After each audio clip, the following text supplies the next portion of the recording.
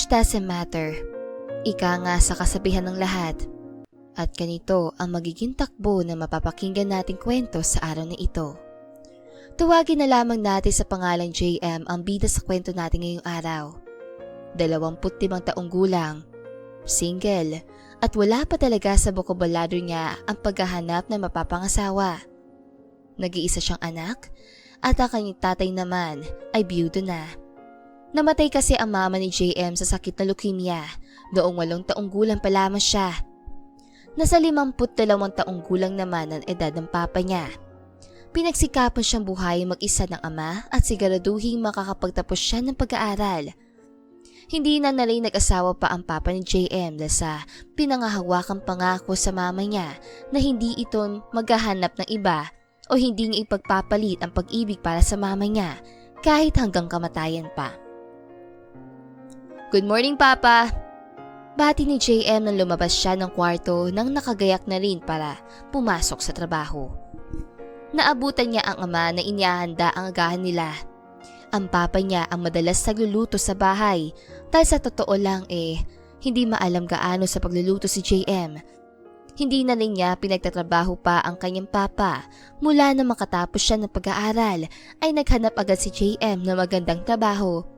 Mapalad naman siyang nakahanap dahil sa magandang background niya sa school. Ngayon ay isa na siyang manager sa company na pinapasukan niya. At pagmamanage ng mga condominium at hotel ang inaasikaso ng company nila. Magaling si JM pagdating sa pakikipag-usap sa mga nagiging customer nila, kaya naman mabilis din siyang na-promote sa pagiging manager noon. Madalas siyang hinihikayat ang papa niya na maghanap ng girlfriend kasi daw ay gusto na rin itong magkaapo sa kanya bago daw sana ito pumanaw. Pero gaya ng paulit-ulit na dinadahilan ni JM sa papa niya ay hindi pa talaga siya handa. Hanggang sa nagulat na lang ang papa Danny niya isang araw na mag-uwi si JM ng babae sa bahay nila. Nakilala ni JM si Mila dahil naging client niya ito. Nasa 50 years old na ang babaeng si Mila, 2 taon lang ang tanda ng papa niya dito. "Hi Papa, nakauwi na po ako." Bati ni JM pagkapasok nila ng bahay kasama niyang babae na si Mila. Napatayo ang papa Danny niya sa gulat nang makita ang kasamang babae ni JM. Nagmamano pa sana ang babae pero umatras ang papa niya at natawa naman na bahagya si JM pero di niya talaga pinahalata. Siya nga po pala Papa, si Mila, girlfriend ko." Pagpapakilala niya sa babaeng kasama na kinalaki ng mata ng papa niya at nabilaukan pa sa iniinom nitong tubig. Sorry, nasamid ako. Ikaw naman kasi anak, ang lakas lagi ng tama mo." "Oo na, kunwari di ko alam na isa na naman ito sa mga prank mo. Sige, sasakyan na lang kita. Kala mo Pag-aakalang wika ng papa Danny niya. "Papa, hindi po ako nagpa-prank. Girlfriend ko po talaga si Mila." Muling paliwanag ni JM. Natawa muli ang papa niya dahil sa nasanay ni ito sa mga prank niya. Madalas kasing iprank ni JM ang papa Danny niya bilang paglalambing o banding nila mag-ama. Sige, maupo ka iha at maghahanda ako ng merienda niyo ha." Tulad ng papa niya na natatawa pa rin sa nangyayari. "Anak, halika muna sa kusina at ako'y tulungan mo muna." Tawag ng papa niya sa kanya na alam naman agad ni JM kung ano ang pag-uusapan nila mag-ama. Sumunod naman siya sa kusina at doon ay kinumpronta niya ang kanyang ama. "Sigurado ka bang hindi ito prank anak? Kasi nakakagulat to. Pero sigurado naman akong isa na naman ito sa mga prank mo." Paniguradong tanong ng papa niya sa kanya. "Papa, sinabi ko na nga po na hindi ito prank. Girlfriend ko pa talaga si Mila. Minsan lang ako magseryoso at sa pagkakataong ito, Papa, ay seryoso po ako." Wika ni JM. Napansin ni JM na tila kumunot ang noo ng papa niya sa sinabi niya. Hindi pa din ito makapaniwala. Dahil halos parang nanay na ni JM ang ipinakilalang girlfriend nito. "Anak, malabo na ba mata mo? Baka gusto mo samahan kita magpa-check up. Pa-check up natin yan. Tural ng kanyang papa. Papa. Ano ba? Hindi malabo ang mata ko at hindi ako nahihibang, okay? So please lang po. Accept my decision and respect naman po sa girlfriend ko. Wika ni JM. Ano ka ba naman, JM? Halos parang nanay mo na yan eh. Anak naman, paano mo ako mabibigyan ng apo sa kanya eh? Kita mo naman, mas tuyot pa ata yan sa akin eh. Naiinis sa parinig ng Papa Danny niya. Papa naman, hinaan mo naman boses mo. Nakakahiya kay Mila. Ani ni JM. Nakakahiya? Aba anak, dapat siya ang mahiya sa'yo. Dahil ang laki ng agwat ng edad niyo sa'yo. Anak naman, huwag mo naman sayangan ng lahi natin. Ang gwapo mo. Tapos sa halos kaedad ko lang, ikaw magkakagusto? Hindi. Hindi ako papayag sa lintik na trip mo na yan. Galit na turan ng papa niya. Nagtalo sila mag-ama pero dahil sa pagpupumilit ni JM ay wala itong nagawa pa at sa huli ay tinanggap ng papa niya ang desisyon niya. Napagtanto ni JM na mahal talaga siya ng papa niya dahil sa noon pa man ay lagi na ito nakasupport sa kung saan siya masaya. Isang araw ay nagkaroon si JM ng business trip sa Cebu at 2 weeks siya doon mag-i-stay. Kinausap niya ang papa niya na iwan niya muna si Mila sa bahay nila. Hindi sana payag ang papa niya, ngunit hindi rin naman niya matitiis ang papa niya. Kaya naman sa huli ay pumayag ni ito na tumira pansamantala si Mila sa bahay nila. Hello, Papa? Oh, kumusta po kayo dyan? Baka inaaway niyo si Mila ha? Pabirong pangungumusta ni JM. Ano pa nga ba? Ayos lang kami dito anak. Lalo lang dumadami yung mga puting uban ko sa kanya. Sagot naman ng Papa Danny niya. Bakit naman po? Mabait naman po si Mila ah. Tsaka, masarap po siya magluto Papa. Parang si Mama lang. Wika ni JM. O siya, sige na. Ibababa ko na to. At nadidinig ko na naman ang ingay sa kusina. Natawa si JM dahil sa mga sumbong sa kanya ng papa niya. Oh, tikman mo nga to? Kung sakto na ba sa panlasa mo? Wika ni Mila. Kahit na naiilang ang papa ni JM dahil sa dalawa lang sila sa bahay ni Mila, nang halos 2 linggo ay kailangan niyang pakisamaan ito ng maayos. Okay na, papasan na sa panlasa ko.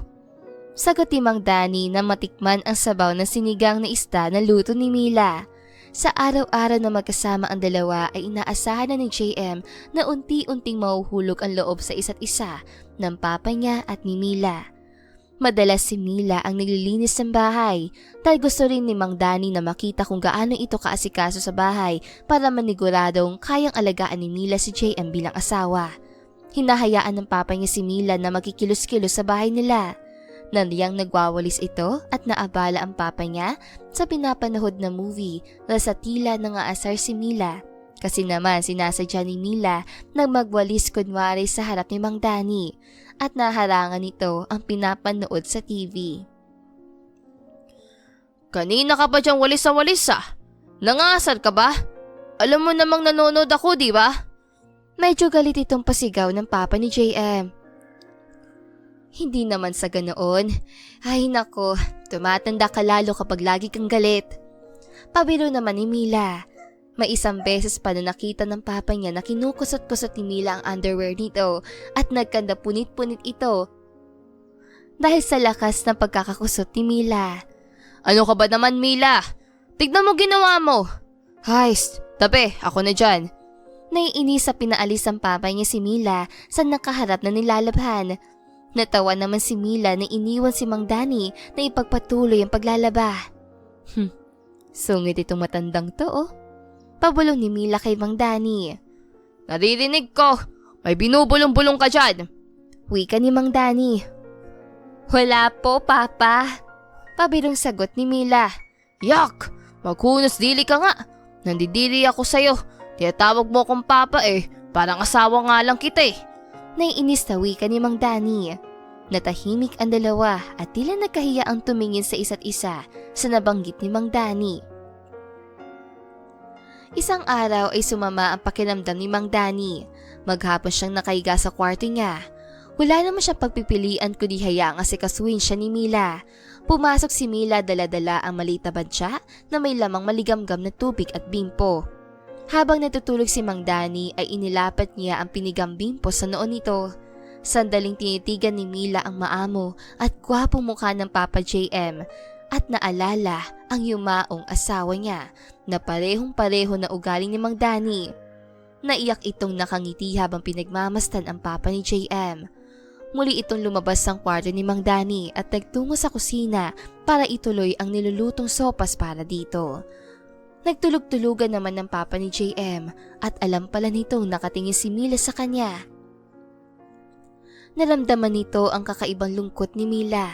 Ngumiti ni si Mang Danny at naalala ang dating asawa kay Mila kung paano siya asikasuhin ng yumaong mama ni JM kapag masama ang pakiramdam niya. Muling pumasok si Mila at mabilis na nagtulog-tulugan muli si Mang Danny. Alam kong gising ka, kunwari pa tong matandang to. Pumaon ka na dyan at humigop na sabaw ng sopas. Huy ka ni Mila. Hays, ayokong kumail. Lumabas ka nga ng kwarto. Kunwaring galit na utos si Mang Danny.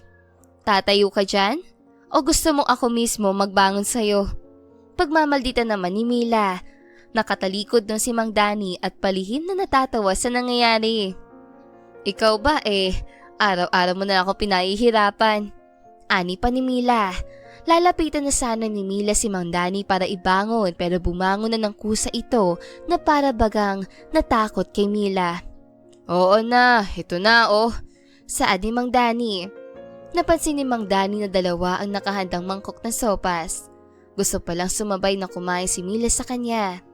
Kahit pilit na itago ni Mang Danny ang nararamdaman para kay Mila, ay hindi niya ito magawa. Mas nahihirapan siya magkunwari sa araw-araw na hindi nahuhulog ang loob para kay Mila. Isang gabi ay napansin niya si Mila sa labas ng bahay. Nakaupo ito sa duyan at mag-isang umiiyak. Nilapitan niya ito at kinausap. Anong ginagawa mo dito sa labas? Malamig na ah. Bakit nasa labas ka pa? Pagkaalalang tanong ni Mang Danny kay Mila. Wala. Gusto ko lang magpahangin sandali. Maikling sagot ni Mila. Pwede ba umupo? Tanong ni Mang Danny. Tumangulang si Mila bilang pagsang-ayon. Umupo sa isa pang duyan katabi ni Mila at nagsimulang magpaduyan-duyan. Para ka namang bata niyan? Ani ni Mila. Subukan mo kaya. Masaya naman ah. Alam mo bang asawa ko nagpalagay ng ganitong duyan at hindi para kay JM kundi para sa amin dalawa? Gusto kasi ng asawa ko na habang tumatanda kami ay palagi pa rin kaming magduyan magkasama. Kwento ni Mang Danny. Tahimik na nakikinig si Mila sa kwento ni Mang Danny at sobrang humahanga siya para kay Mang Danny. Huminto sa pagduduyan si Mang Danny na mapansing nakatingin na seryoso si Mila sa kanya. Bakit siya nakatingin sa akin? Ano ba itong nararamdaman ko? Pumibilis ang tibok ng puso ko. Tanong sa sarili ni Mang Danny. Tumayo si Mila sa duyan at lumapit sa mukha niya. Nakita nitong tila namumula ang pisngi ni Mang Danny dahil sa kaba. Tapos ay hindi na nga nagpigil ng nararamdaman silang dalawa na magkatinginan ng matagal sa mga mata ay naroon na pakiramdam nila at init ng katawan. Unang humalik si Mang Danny at sinuklian naman ito ni Mila. Umamin ang papa ni JM na nauhulog na ang loob niya kay Mila. At ganoon nga din si Mila para sa kanya. Ngunit nalulungkot naman si Mang Danny para sa anak niya si JM dahil sa iniisip nitong nagtaksil silang dalawa sa anak. Pagkatapos ang business trip ni JM ay umuwi na ito ng bahay. Pagka-uwi ay napansin niya ang malaking pagbabago sa papa niya at sa ipinakilala niyang babae na si Mila. Oh, bakit parang gulat na gulat kayo papa? Sinabi ko naman na uuwi na ako diba? Tanong ni JM. Napansin niya tila ang nararamdamang kaba ng papa niya at nauutal-utal na nga din itong niyaya siyang kumain na. Tumingin si JM kay Mila at ngumiti. Ngumiti din ito at nagkaintindihan sa parehong iniisip. Oh, kamusta naman kayong dalawa ni Mila, papa? Tanong ni JM sa ama. Okay naman kami ni Mila. Actually, anak, Ang galing niya mag-alaga. Sagot naman ng papa niya sa kanya. Ngumiti lang si James sa kanilang dalawa at hinintay ang papa niya magsabi sa kanya ng totoong nararamdaman nito para kay Mila hanggang sa naglakas loob na nga umamin si Mang Danny sa anak. Anak, hagbusala akong kasuklaman bilang ama mo. Anak, patawarin mo si papa. Hindi ko sinasadya anak. Sinubukan ko namang pigilan ang nararamdaman ko pero anak, patawarin mo ko. Biglang paliwanag ni Mang Danny sa anak habang umiiyak. Papa, ano bang gusto niya sabihin? Kunwaring walang alam na tanong ni JM. Anak, kasi kami ni Mila, tingin ko kasi anak, mahal ko na si Mila. Lakas loob na pag-amin ng papa niya. Inaasahan naman ni Mang Danny na magagalit sa kanya si JM, ngunit imbis na magalit sa ama si JM ay tumayo ito at niyakap na mahigpit ang papa niya. Congrats papa! Sabi ko naman sa iyo hindi magagalit si mama kapag muli kang umibig. Nakangiting sabi ni JM sa ama. Ang totoo niyan, kami ni Mila ay hindi talaga magkarelasyon papa. I mean, walang namamagitan sa amin papa. I'm sorry pero naprank kita papa. Natatawa pang paliwanag ni James sa ama. Tumingin si Mang Danny kay Mila at napansin nitong nakangiti at napagtanto niyang alam din ni Mila ang hindi inaasahang plano ni JM. Kayo ng anak ko ay... Tanong ni Mang Danny. Oo Danny, wala kaming relasyon ng anak mo si JM. Nakipagkasundo ako sa kanya. Biyuda na din ako Danny at tulad mo, gusto kong panghawakan ng pangako ko sa asawa ko na hindi na ako muling iibig pero napagtanto ko na kailangan ko pa rin pala ng kasama sa buhay. Iba pa rin talaga Danny ang may kasama ka sa bawat natitirang mga araw sa buhay natin. Patawarin mo ko, kami ng anak mo Danny, pero totoong mahal na kita. Una pa lang kitang nakita ay nahulog na agad ang loob ko sa iyo. Paliwanag ni Mila kay Mang Danny na naiiyak na rin kahit na medyo nasaktan si Mang Danny dahil sa ginawa nilang prank ni Mila at JM sa kanya ay sa huli ay pinatawad pa rin niya ang dalawa. Naging sila nga ni Mila at ngayon Mama Mila na ang tawag ni JM dito. Hindi rin totoong may business trip si JM kasama sa naging plano nila yun ni Mia para magkaroon ng pagkakataon sila ni Mang Danny at Mila na makilala ang isa't isa. Makalipas ang isang linggo ay ipinakilala na rin ni JM sa ama ang totoong babaeng iniibig niya. At nagpaplano na pala si JM na magpakasal sa kasintahan nito. Natupad ni JM ang pangarap na mahanapan ng babaeng iibigin ng kanyang papa bago siya magpakasal at magbukod ng bahay. Kampante na si JM na bumukod sila ng bahay ng kasintahan niya dahil kaagapay na ng papa Danny niya, si Mila. At dito na nga po nagtatapos ang magandang kwentong ito. Maraming salamat mga kakwentuhan! Huwag niyong kalimutang mag-like at subscribe at pindutin na rin ang notification bell para lagi kayong updated sa ating kwentuhan. Hanggang sa muli, paalam!